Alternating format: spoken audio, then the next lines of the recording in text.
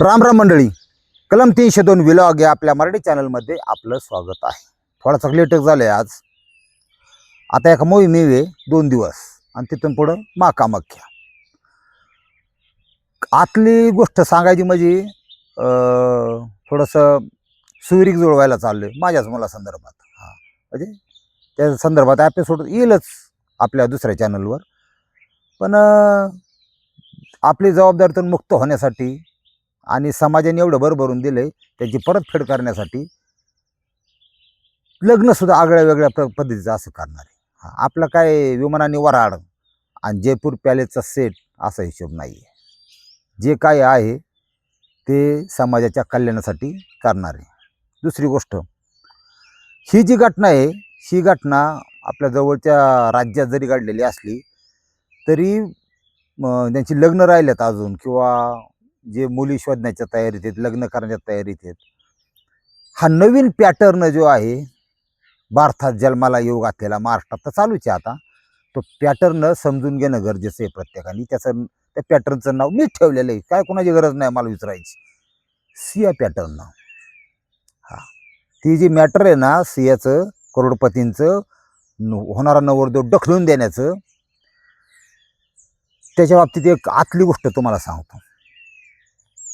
ह्या देशामध्ये प्रत्येकाला न्याय वेगळा असतो, लक्षात घ्या. बरेच वेळा पैसा आपली ताकद दाखवतो, ही वस्तुस्थिती. ह्या प्रकरणामध्ये ही सीए आहे ना, आता लोकांनी मग खेटरांनी हाणलं आणि तिच्याबद्दल किती राग उत्पन्न असला तरी तिचा बाप बी कोट्याधीश आहे, काही हजार कोटी. ज्याला मारलं ते बी काही हजार कोटी. ह्या दोघांचं आता असं झाली, लागली चांगली, ध्यानात ठेवा. 3.5 वर्ष पोरगी आत राहील, तिथून पुढे तिची जामिनामुक्तता होईल. त्याला कुठल्याही प्रकारची फाशी होणार नाही, त्याला कुठल्याही प्रकारचं जन्मठेप होणार नाही. ही काळ्या दगडावरची पांढरेश लिहून घ्या आज माझ्याकडून. दुसरी गोष्ट, त्या छोट्याशा ब्राह्मण मुलीचा अत्याचार करणारा तो कांबळे होता का, त्या संदर्भात निकाल आलाय फाशीचा. तिथं काय होणार सांगू तुम्हाला, गॅरंटेड फाशी होणार. नुसतं का आडनावावर जाऊ नका, गुन्हेगाराला जातपात काही नसतं, ध्यानात ठेवा. उलट त्याला फाशी द्यावी म्हणून आपली प्रकाश आंबेडकरांचं संघटना किंवा राजकीय पक्ष किंवा सगळे त्यांनी मोर्चा काढला होता की फाशी द्यायला. आलं लक्षात तुमच्या. समाजातील कोणाला तरी वाईट म्हणायचं, मी किती उच्च म्हणायचं, हे कुठंतरी थांबलं पाहिजे राव, अजून तरी थांबलं पाहिजे. चांगल्याला चांगलं म्हणा ना, असं नाही. त्याला फाशी होणार त्या कांबल्याला, गॅरंटी, ध्यानात ठेवा. उलट सगळ्यांनी, बौद्ध समाज असन ह्यांनी मोर्चा काढला होता, त्याच्यावर सुद्धा लाठीमार झाला, त्यांना अटक करून नेलं. अशी तरा ही कसं चाललंय ती बघा आता. पण त्याला मात्र गॅरंटेड फाशी होणार. ही लय आतला गण विषय असतो. त्याच्यामुळं ही 5,000-7,000 वर्षापासून चालत आलेली सिस्टीम छिप्या पद्धतीने अंधारात अजूनही पूर्णपणे कार्यरत आहे. लय आतलं टिपमध्ये बोललं तर मी सुद्धा उद्या काय व्हायला बसलो, लक्षात घ्या. काही विषय असे असतात. त्याच्यामुळं समाज प्रबोधन आणि लोकांचं दुःखापासून मुक्तता इतक्यापर्यंत आपल्याला पावर नाही, आपल्याकडं काही हजार कोटी नाही. पण सर्वसामान्याचे दुःख जाणून घेण्याची परमेश्वराने आईबागला मग जे दिलंय ना, ते तिथं जिजावल्यात जास्त मजा आहे. माणूस मारून टाकलं मग तो काय करणार आहे, काय प्रबोधन करणार आहे. गौरी लंकेश गेल्या, गोविंद पानसरे गेले, आपले हे गेले, अंधश्रद्धा निर्मूलन समितीचं काम करायचं, ते गेले ना लोक. ही झालं का काय, झाली फाशी कोणाला, असा विषय असतो. तुम्हाला आतलं अजिबात कळायचं नाही, ध्यानात ठेवा. ही जी स्टोरी आहे ही बंगळुरू आणि सिगेहल्ली नावाचा भाग आहे.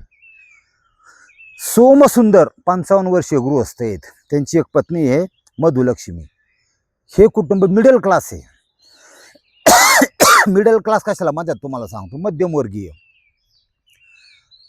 की सरळ दोरीत चालायचं, 300-400 रुपयाची चप्पल वापरायची, साधे सुटसुटीत कपडे घालायचे, लय मोठा माच कधी करायचा नाही, 10-5 लाख रुपये पाळून राहायचं, कष्ट करायचं, मुलांना शिक्षण द्यायचं, त्यांना संस्कार द्यायचे, त्यांची लग्न करायची, डोक्याला ताण नाही, आपलं मरायला मोकळा. असं सरळ मार्गे चालणारं मध्यमवर्गीय कुटुंब मुलगा नव्हता त्यांना, पण 2 मुलगी होत्या. थोरली आहे श्वेता, वय वर्ष 22, आणि धाकटी आहे सुप्रिया, वय वर्ष 20. ह्या घटनेचा जी मेंटॅलिटी आहे ही सियाशी मिळते, म्हणून म्हणतो की सिया पॅटर्न चालू झालेला आहे. अनेक सिया फिरतायत सध्या. हे सिया नावाची चीज काय आहे ही तुम्हाला सांगतो. ती सिया आहे, सने सुरुवात. ही श्वेता आहे, ओरिजिनल नाव आहेत सगळी. ही सने सुरुवात. हा म्हणजे असं नाही की वाल्या सगळ्या मुली वाईट आहेत, पण हा पॅटर्न एक तो अस्तित्वात येऊ पाहतोय. त्याला कसं थांबवायचं, काय करायचं आपल्या लक्षात आहे, आणि आपल्या डोक्यात ठेवा, नाही तर तुमचा सुद्धा करेक्ट कार्यक्रम होणे माझी इच्छा आहे. हा फक्त बारीक सारीक गोष्टीहून एकदम आपल्याला बा साखटाला साखट जुळतं असंच डोकं लावायचं. उंटाच्या ढोंगाचा मुका गेला आणि तिकडे की बेकार काम होते बरं का. लय मोठा सोयरा कसा तोला मोलाचा असावा, लय मोठे रगडून काढी द्यात, त्यांच्याकडे सगळी ताकद असते. त्यांनी अशी बिगर रबर सोडता जर बंडल टाकले तर काही होते तुम्हाला नाही सांग, तुम्हाला केसेस टाकून आत्महत्या टाकू शकतात. त्यामुळे लय डोकं लावायचं नाही. हात दिल्यात, डोळे दिल्यात, देह दिलाय, कमवा. दुसऱ्याचा होंडा नको, लांडा नको, काही नको आपल्याला. कमवा, चांगलं जागा आणि चांगलं मरून जा. काय डोक्याला ताण करायचं. तुम्ही मेला की मी मेलो ना, शिपाशी मला थोडं जास्त येतं बरं का चॅनलमुळं, पण 200 लोक सुद्धा येत नाही जाळायला. वेळ नाही लोकांना सध्या माणसाला जाळायला सुद्धा. लक्षात ठेवा. ही सोमसुंदर आणि मधुलक्ष्मी या दाम्पत्याला 2 मुली श्वेता आणि सुप्रिया. आता 12वी पर्यंत शिक्षण तिथं आहे, पण विषय कसा होतो की राहायला थोडं लांब, नोकरी थोडी लांब, आणि 12वी पर्यंत शिक्षण पूर्ण झालं. ती CET BET काय म्हणतात ती झाली की नाईलाजाने उच्च शिक्षण किंवा थोड्या मोठ्या दर्जाचं शिक्षण घेण्यासाठी आई वडिलांना त्या मुलीला हॉस्टेलला किंवा मोठ्या कॉलेजला ॲडमिशन करून टाकावं लागतं. साधे फॅक्ट आहे. आईबापाला पर्याय नाही, टाकावंच लागतं. लहानपणी बेसन पाताळ हागल्यावानी त्या बाळवत्यात हागणारी पोर, तिथपासून ते तिला ओळखतात. ती बारीक झाली, रांगती झाली, खिळती झाली, तरी आई वडिलाचं एवढं लक्ष असतं, विशेष करून आईचं. अंधार पडला की घरी कुठे खेळते का लक्ष असतं आईबापाचं. ती लहान, आपलं लेकरू लहान असते, मोठं होत पाहतात. 8वी 9वी 10वी ती थोडी तारुण्यात पदार्पण करते. हे स्टेप आहेत माणसाच्या जीवनातल्या, कळत नाही लोकांना. मग ती आईचं मुलीचं नातं एक मैत्रिणीसारखं असावं की तिने सांगितलं पाहिजे की आता तुझ्या शरीरावर काही विशिष्ट तारुण्याच्या खुणा दिसायला लागल्यात. पोरं सोरं लाईन मारायला सुरुवात करतात, त्यांची वाईट नजर असते, त्याची नजर घसारते, तुझे अवयव पाहिले जातात. हे अशा प्रकारचं शिक्षण आईने मुलीला देणं गरजेचं आहे सध्याच्या काळात. पण आई जर तिला बेंबाट उघडं टाकायचं, ती काखातल्या केस दिसूस तर कपडे घेत असत, आता काय यांच्या पुढे डोकं खेळावं. मला तर एक जण असं सांगितलं त्या दिवशी फोन करून, तुम्ही म्हणतात ब्लाऊज कमी झाला आणि दुनिया झाली. हाव म्हणले, ब्लाऊजच गायब झाला. इथं पार्ट्या येतात म्हणले, ते फक्त ते काय म्हणतात ते 2 टोपरं असतात बघा, ब्रेशर, तेवढंच घालून त्याच्यावर साडी. बीबीच्या खाली ईदभर साडी नेसायची. असल्या पार्ट्यात उच्च भ्रू असतात बरं का, ती सेंट असतात वेगवेगळ्या प्रकारचं, वास येतो त्यांचा लांबून चांगला. तसल्या बायांच्या पार्ट्या होत्यात म्हणले. म्हणजे बरं झालं बा आपण ग्रामीण भागात इकडे काट्या कुट्यात जगवतोय. श्रीमंताचं काय काय चाललंय कोणाला माहिती बा. म्हणजे दिवसा काय रातचं काय आपल्याला काय कळत नाही तसलं. पण बेकार जग निघालंय आता. काय लाज आबरू काय राहिलं नाही बघा. म्हणजे सती सावित्री तिथे शोधाय कठीण जायला लागली आता. आहेत म्हणा, पण ती पार्ट्या पिरट्यावाल्यांचं अवघड झालंय बा. तर ही मुलगी नाईलाजाने आईबापाला शिक्षण पूर्ण झाल्यावर 12वी नंतर बाहेर टाकायची पाळी येते. तशी हे सोमसुंदर आणि मधुलक्ष्मी यांनी थोरली मुलगी श्वेता 22 वर्षाची हॉस्टेलला टाकली. हॉस्टेल थोडं लांब होतं आणि मुलींचं हॉस्टेल 4-5 जणीत मिळून तिथं राहायच्या, शिक्षण घ्यायच्या. बापाच्या डोक्यात काय, आईला हे तुझे कपडे दिले सगळी व्यवस्थित, नीट राग, मैत्रीण चांगल्या शोधक, तुला काय अडचण तर मला बोल, सांगणं काय माहितीच. आई येते सगळं सांगितली समजून.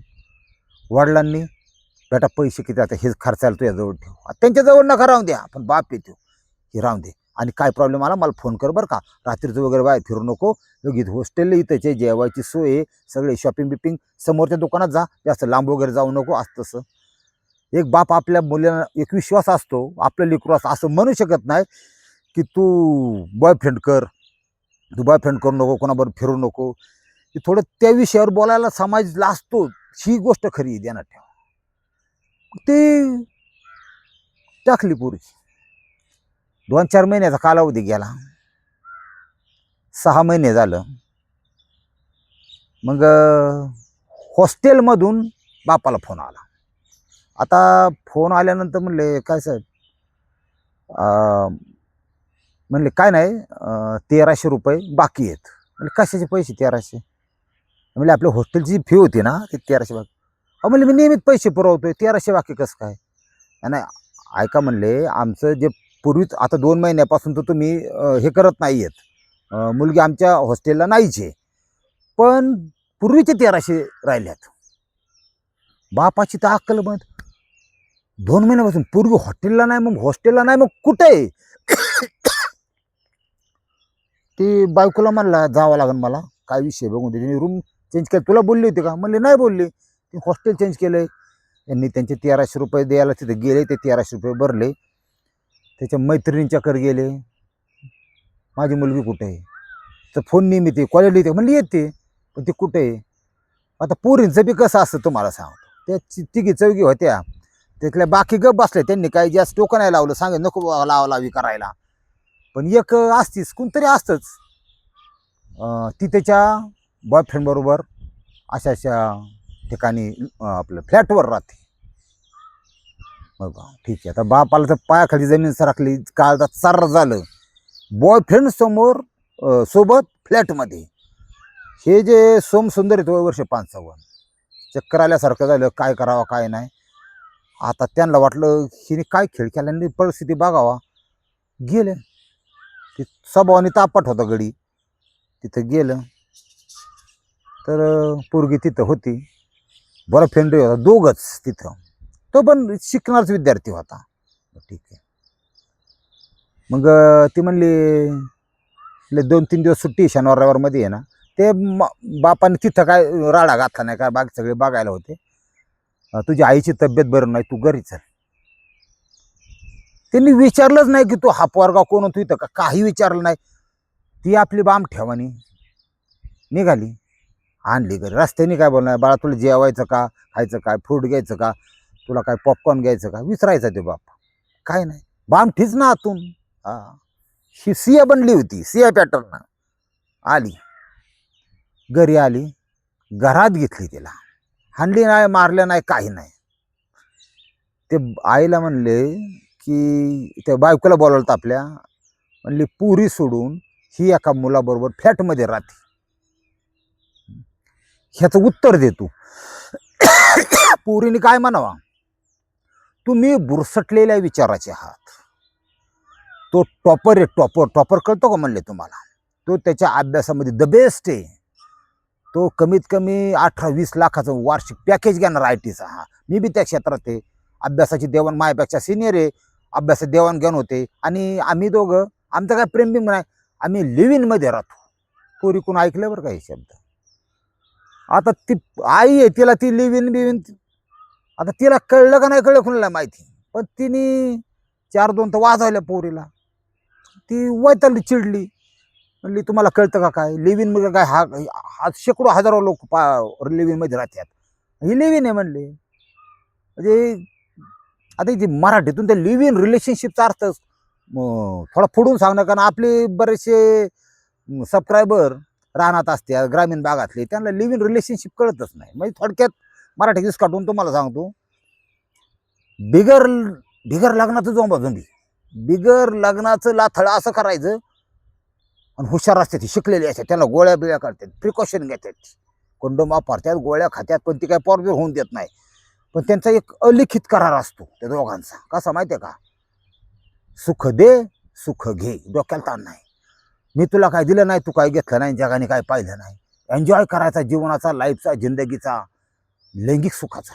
आणि तुला जर वाटलं तू लग्न कर, नको करू, मला वाटलं नको कर, ब्रेकअप, तू दुसरी मी दुसरा, जाऊ द्या गाडी, या ह्याला म्हणतात. म्हणजे फक्त शरीर सुखाकडे समाज एक बंधन म्हणून पाहतो. त्याची लग्न नावाची प्रोसेस आहे. लग्न करा, मग समाजाची मान्यता मुलं झाली, उठे विचारतात का पेढा देत आहे, अमकं तमकं. समाज मान्यता वेगळी आणि हे जे प्रकरण हे वेगळंच. हे म्हणजे जीवन एकदाचे. मग ते त्यासाठी स्वतःचं एक मन आहे, स्वतःचं शरीर आहे. मी हा म्हणजे त्यांचं एक पॅटर्न समजून सांगतो तुम्हाला. मी आहे, माझं शरीर आहे, माझं मन आहे. हां, त्यात हस्तक्षेप करणारे तुम्ही कोण? मी माझं काही करेन. मी उद्या पूर्ण म्हणजे आपलं लग्न करणार नाही, काय नाही, एक ब्रह्मचारी राहणार. स्वतःच्या शरीराला कोणाला स्पर्श करून देणार नाही, पांडुरंगाची सेवा करणार, मरून जाणार. मी ठरवीन माझं काय करायचं. किंवा मी 5,000 घेऊन वन नाईट स्टँड करणार. वन नाईट स्टँड तुम्हाला सांगितलं आहे की एका पुरुषाला स्वतःचा देह हवाली करायचा. हा, तो म्हणून तसं करायचं, नको तिथं चोखायचं, असं करेन. 5,000 घेईन. मी माझ्या मनची पूर्ण मालकीने. बाकीचा कोणाचा संबंध नसून द्यावं, पण आईचा आणि बापाचा आणि भावाचा आहे ना. त्या भावाने रक्षण केले, आई बापाने लहानाची मोठी केली, काढली, त्यांचा संबंध आहेच ना. शेतकऱ्यांना मानत नाही, हे समाज नातेवाईक ते गेले कुचक हात, आई बापा सुद्धा संबंध नाही. काय मी माझी ही बोललो बळच त्या बाळू त्यात हागत होते, तवात नरडेल नक दिले, मग बस बरं झालं असतं. ही विचारसरणी ही देशाच्या दृष्टीने सुद्धा घातक आहे, लक्षात घ्या. अशी विचारसरणी. मग त्याच्यामध्ये आला सिया पॅटर्न. तो काय चीज आहे समजून घ्या, की लाईफस्टाईलच्या नावाखाली, म्हणजे जीवन जगण्याची पद्धती, लाईफस्टाईलच्या नावाखाली त्या 18-20 वर्षाच्या मुसमुसलेल्या स्त्रीच्या देहाला काय लागत नाही. स्त्रीच्या देहाला सकाळी उठलं की आंघोळ लागतं, डोक्याला तेल लागतं, कंगवा लागतो, त्याच्यानंतर साबण लागतो, कॉस्मेटिक्स लागतो, रंग लागतात, त्याच्यानंतर कपड्यात घातले पाहिजे ना. आंतरवस्त्र नुसतं 15,000 रुपयाचं, तुम्हाला माहिती नाही, मला बी नंतर कळलं. 15,000 रुपयाचं आंतरवस्त्र एसीचं, 15,000चं एक, ध्यानात ठेवा. कपडे मागाचे हलके, 20-20, 30-30 हजार रुपयाचे ड्रेस आहेत नुसते. हे सगळं बाजारात घेतलं तर 100 रुपयाला 50 रुपयाला मिळतं. आणि मोठ्या मॉलमध्ये काचाच्या शो, हाय फाय, हे ते वेलकम सरण दुनियान हे करून 15,000ला बी मिळतं. त्याला म्हणतात लाईफस्टाईल. जगातले हाय रिच असे ब्रँडचे कपडे वापरायचे, सेंट वापरायचा भारीतला, बसायला गाडी पाहिजे. हा, आल्टो गेला कुणी मोकळं नाही आता, ज्ञानोत्कट तर बघत सुद्धा नाही. हा, लक्झरी ब्रँड पाहिजे, लक्झरी, थोडा सुखसुविधा पाहिजे, खाण्याला हॉटेलचं खाल्लं पाहिजे, पिझ्झा बर्गर पाहिजे, कोल्ड्रिंक्स पाहिजे, रिच जीवनशैली ह्याच्यात शोधतात बरं का, ध्यानात ठेवा. जग किती फसवं रंगबिरंगी आहे, मला बोलून द्या तुम्ही जरा. हे सगळं मुलांनी त्याच्यात आई बाप बहीण त्यांची स्वप्न आईबापाची कुठेच येत नाही. आणि ते मरते, रात्रंदिवस काम करते पुरीसाठी, पोरासाठी. तुम्ही कुठं आहात त्यांच्या जगात, तुम्ही कुठं आहात सांगा मला तुम्ही. हे कलियुग म्हणतात, हेच कलियुग आहे, ध्यानात ठेवा. ही लाईफस्टाईलच्या नादी लागले आणि मग पोटाला भूक लागते, पोटाखालची भूक आहे. मग काय गरज आहे का लग्नच असावं असं नाही, यांची विचारसरणी. त्याला काय खासखुस 15-20 मिनिटं, चल हो बाजूला. बरा वाटला तर त्याला बोलवायचा, बा ठीक आहे, हाय टायमिंग, बरं ये, नाही तर जाऊन द्या गाडी, दुसरा ये, तू टायमिंग कसं इकडे बरं चेक कर. असली दुनिया आहे यांच्यात. ते असं कॅज्युअली घेतात राव, प्रत्येक गोष्टीला लक्षात घेतात. कॅज्युअली म्हणजे सहजपणे घेतात, त्यांना काय वाटत नाही. अशी निष्ठूर यांना, ह्या नवीन पिढीला 2000 नंतर, आता 2000 किती चालले, 26, 2000 नंतर जन्मलेली ही जी मुलं आहेत, ह्यांना भावनिकता, संवेदना कमी आहेत, ह्या स्पष्ट मताचा आहे मी. असं ताकद नव्हती आपली. गुरुजे मास्तर तिकडून निघला ना तरी खतरनाक. आमच्याकडे सावंत सर म्हणून होती, इतकी जोरात छिडी टाकायचे ना. आता गेल्या वर्षी वारले बघा कॅन्सरने ते. अख्खी म्हणजे जेवढी पोरं ना तेवढी त्यावेळेस पिढीच वेगळी होती, 90ची पिढी सगळी सरळ मार्गी. आता त्यांची पोरं कॉलेजला आहेत पण ऐकत नाही. ज्यांनी आमच्या गावात वैती सांगतो 5-50 पोरी टाकले असते ना बा माझ्या माहितीत बाहेर शिकायला, पुणे इकडे तिकडे. 30% पोरींनी कार्यक्रम तिकडेच राबवलेला आहे, ध्यानात ठेवा. मग यांनी गपचीप आपलं लग्न लावून दिलं, बा नका पळून जाऊ, अशी तर राही. इथं होते तर लय देवासारख्या होत्या पुरी गावात, तिकडे गेल्या बिघडल्या. ही सिस्टीम चालू आहे. सिया पॅटर्न आत शिरला की ही ज्या पिढीने, ही जी श्वेता आहे, तिला ती वादावादी झाली, हाणमार झाली घरात. आईने हाणल्या 2-4 चापटा. लिव्हिनमध्ये राहायचेच म्हणली, मी राहणारच, असं तसं.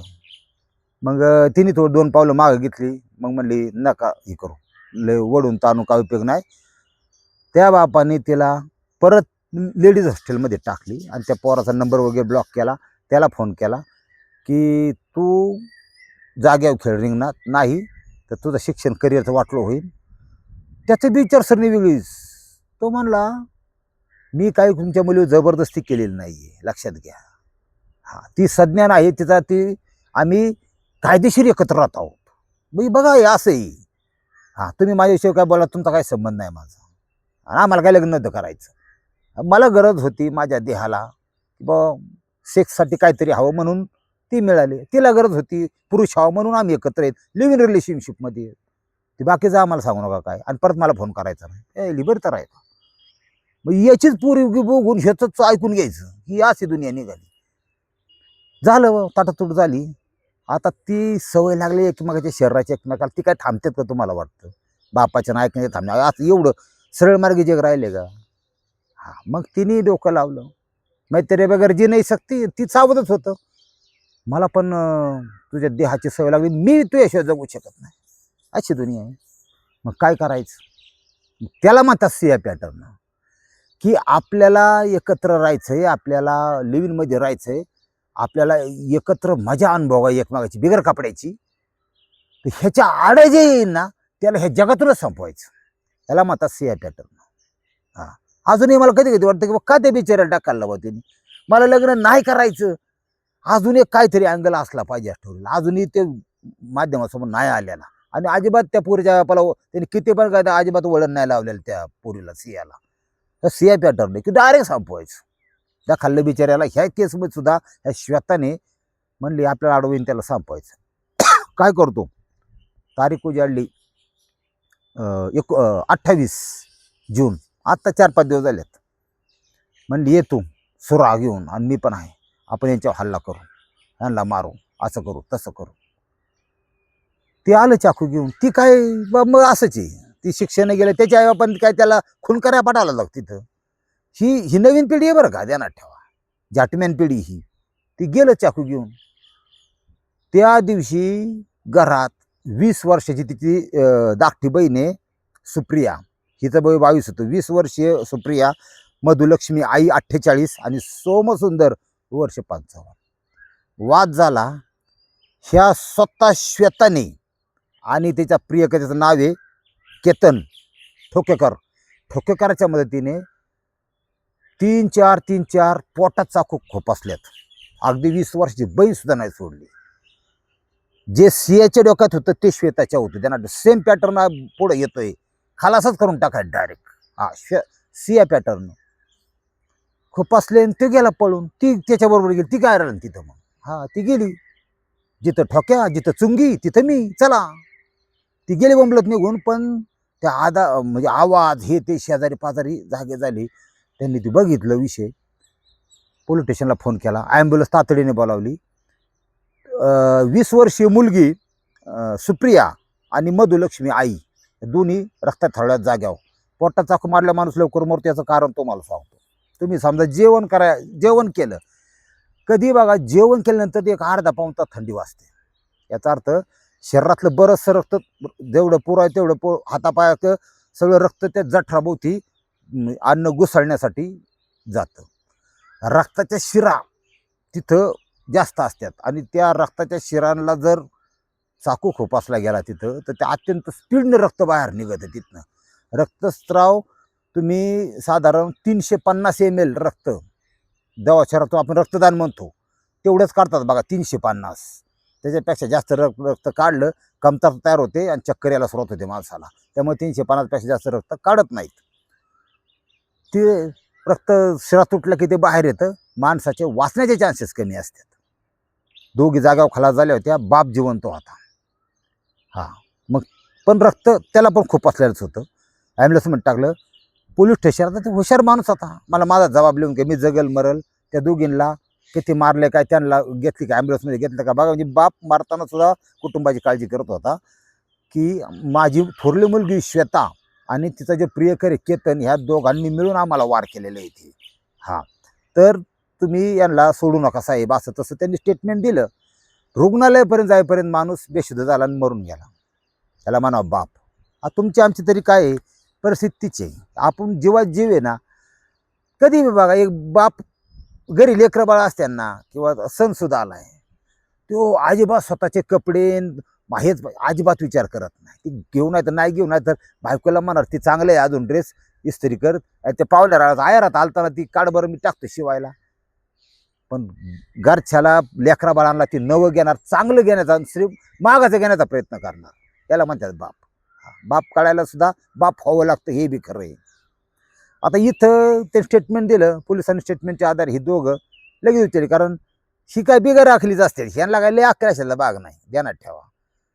फक्त शरीराची भूक भागवण्यासाठी ह्यांनी एवढे बेकार हत्याकांड केलंच नसतं. त्याच्यामुळं फोनच्या आधारे त्यांना पकडलं गेलं. आता अजून म्हणजे चार्जेस लावून कोर्टात केस अजून गेलेली नाही, आत्ता 2-3 विषय. पण हा जो पॅटर्न असत येतो ना, की पोरगी डायरेक्ट मारतेच बुवा, तिथं सुट्टी नाही बुवा. बऱ्याच वेळाला भविष्यात असे काही नवरदेव भेटतील आपला, की का मारलं ही सुद्धा कायच नाही बाबा, काय आहे तर मारायला येत आपल्याला. तुम्ही का मारला, तू काय तिला लागणार ते संग करतो, कोणाचं काय मॅटर आहे, कोणाचे काय फोनवर आहे, काही तर पण अशी आहेत आताच्या पुरी फोनवरून बोलत बसतात का शाळेत जाता जाता. मी तुझ्या आयुष्यामध्ये दुसऱ्या तुला पाहू शकत, तू माझीच आहे. तिचं लग्न जमलं ते बिनबोभारती नवरदेव मारायला बसले, ध्यानात ठेवा. नवरदेव कळत नाही का मारतोय बुवा, असली पिढी येते. त्यामुळे सावध राहा, सुरक्षित राहा. 2026ला आणि 27ला काही करा, पण जिवंत राहा. रामकृष्ण हरी माऊली.